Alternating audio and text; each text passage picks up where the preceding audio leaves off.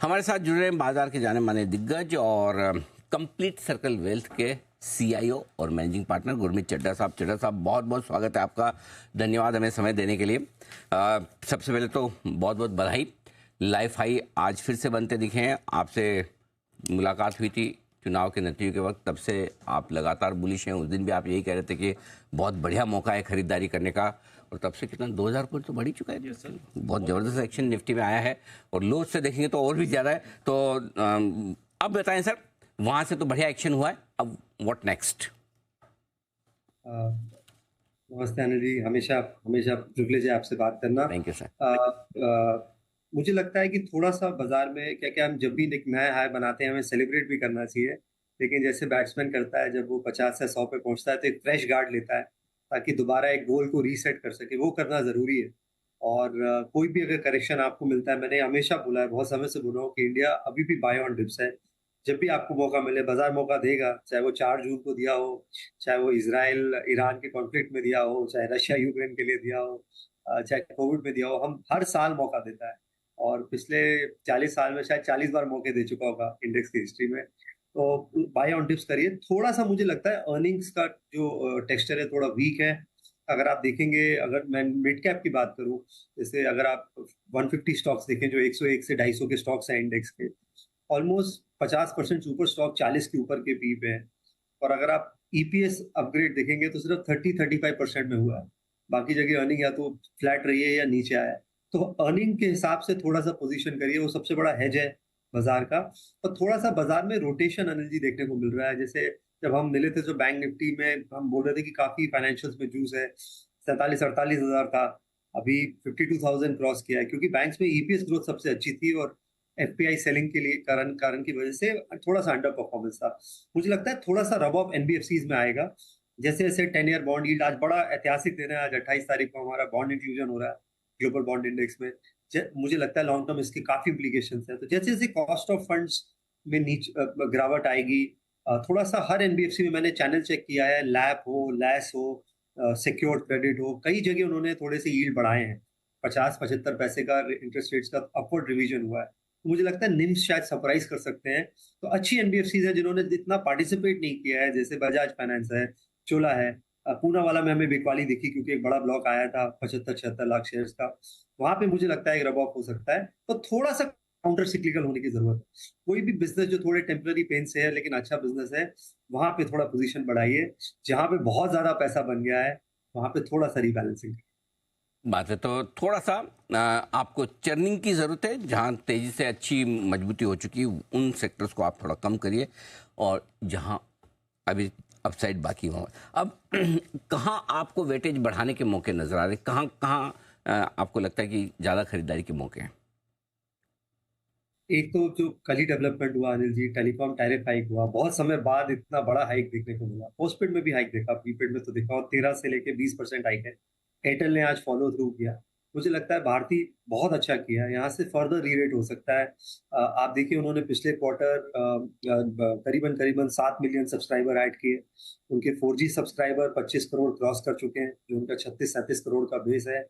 Enterprise business बहुत अच्छा कर रहा है, उसमें से डेटा सेंटर का कंट्रीब्यूशन अब 10% हो गया है, और बढ़ेगा जैसे जैसे है। और आगे उन्होंने जिस तरीके से वो इंडस टावर में अपना स्टेक बढ़ा रहे हैं, मुझे लगता है जो उनका नेक्स्ट्रा बिजनेस है जो डेटा सेंटर रिलेटेड है, कहीं ना कहीं वो उसको मर्जर करने की तैयारी है। बड़े बड़े प्लान्स नजर आते हैं डिजिटल इंफ्रास्ट्रक्चर को लेके भारती के। अफ्रीका बिजनेस में थोड़ा सा कंसर्न रहा है, बट इंक्रीमेंटली मुझे लगता है वो कंसर्न नहीं रहेगा।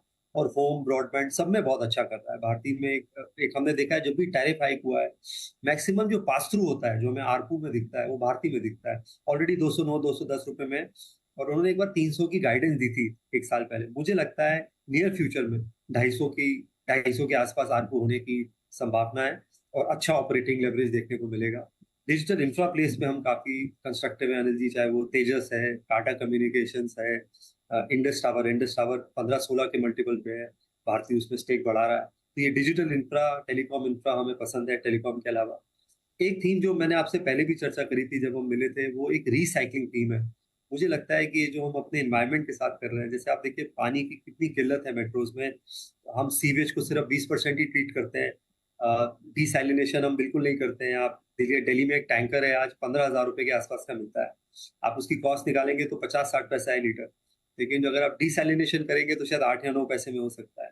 बस सीवेज का ट्रीटमेंट सिर्फ 20% है। तो मुझे लगता है कम जैसे वीएटेक पाबाग है, आयन एक्सचेंज है, बड़ी अपॉर्चुनिटी है वाटर ट्रीटमेंट को लेके। एक हमने चर्चा करी थी प्लास्टिक्स को लेके, रिसाइकिल प्लास्टिक्स को लेके, उसमें जो कंपनी हमें पसंद है गणेशा इकोस्फेयर, वहाँ पे हमें बहुत मौके दिखते हैं। लेड रिसाइक्लिंग, जैसे-जैसे बैटरी का कंजम्पशन बढ़ रहा है, चाहे वो ईवी हो, चाहे वो डेटा कंजम्पशन हो, लेड रिसाइक्लिंग एक बहुत बड़ा इश्यू है, उसमें हमें कंपनी पसंद है ग्रेविटा। तो ये जो जेन्युइन एनवायरनमेंट थीम्स हैं, आयन एक्सचेंज है जो डीमिनरलाइजेशन करता है वाटर का, बहुत सारे रीजंस उनके उनके नाम पे हैं, ऑलमोस्ट जेनरिक हो गया है। तो ये हमें थीम थोड़ी-सी पसंद है। और तीसरा मैं थोड़ा-सा एफएमसीजी नाम्स को थोड़ा देखना चाहूँगा, जहाँ पे थोड़ा करेक्शन आया है बजट के लिहाज से। जैसे टाटा कंज्यूमर है, आईटीसी है, पार्टिसिपेट नहीं किया है इतना ज़्यादा रैली में, जैसे जिस हिसाब से वरुण बेवरेज या ब्रिटानिया वगैरह ने किया है। तो थोड़ा-सा मेरी कंजम्पशन स्टॉक्स पे भी नज़र है। बिल्कुल ठीक बात है। कुछ कुछ ऐसी थीम्स हैं जहाँ पर अब आप खरीदारी कर सकते हैं। वाटर ट्रीटमेंट, एफएमसीजी, ये सारे स्टॉक्स हैं जो वापस से सुर्खियों में आएंगे। क्योंकि लाइफ हाई के आसपास हैं, काफ़ी लोग ये भी चाहते हैं कि प्रॉफिट बुक करें, कहीं थोड़ा अगर हल्का होना है। कोई ऐसे सेक्टर्स आपको नज़र आते हैं, कोई स्टॉक्स ऐसे दिखते हैं जो थोड़े महंगे हो चुके हैं और वहाँ पे थोड़ा सावधान रहना चाहिए? एक स्पेस मुझे ऐसा लगता है कि स्पेशली कुछ आईटी कंपनीज क्योंकि रैली में पार्टिसिपेट करी अनिल जी, अर्निंग्स शायद सिंगल डिजिट ही आएगी, लेकिन अर्निंग मल्टीपल हाई पे है। मुझे लगता है आईटी सर्विसेज में थोड़ा सा समय लग सकता है रिवाइवल में, वहां पे थोड़ा सिलेक्टिव होने की जरूरत है। तो जिस बिजनेस में डाइवर्सिफिकेशन है, जैसे एचसीएल टेक है, उनका सॉफ्टवेयर बिजनेस 1 बिलियन का रेवेन्यू करता है, 25% मार्जिन है, साथ में ईआरडी बिजनेस है, तो खाली डिपेंडेंस नहीं है आईटी सर्विसेज पे, वैल्यूएशन थोड़े रीजनेबल है, वहां पे आप देख सकते हैं। जो प्रोडक्ट बिजनेस है, सॉफ्टवेयर बिजनेस है, जैसे केपीआईटी है, और भी अच्छे नाम है, टाटा टेक्नोलॉजी है, वहां पे हमें लगता है अच्छा करेगा। बट जो run of the mill IT services है, मुझे लगता है वहाँ वैल्यूएशन स्ट्रेच है, स्पेशली मिड कैप आईटी में।